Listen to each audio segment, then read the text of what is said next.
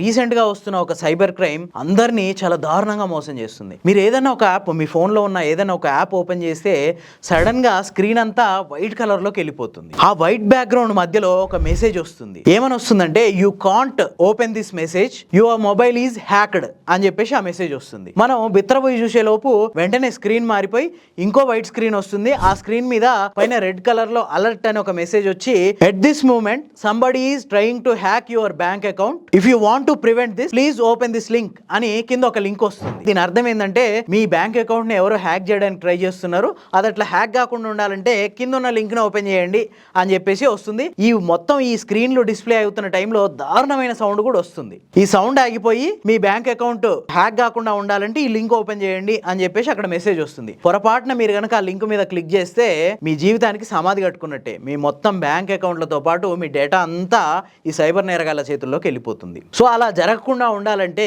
మీరు ఇమీడియట్ గా పేజ్ ని క్లోజ్ చేసి ఫోన్ ఒకసారి రీస్టార్ట్ చేసుకోండి. తర్వాత మీ యాప్స్, మీ ఫోన్ యాజ్ ఇట్ ఈస్ గా వర్క్ చేస్తుంది.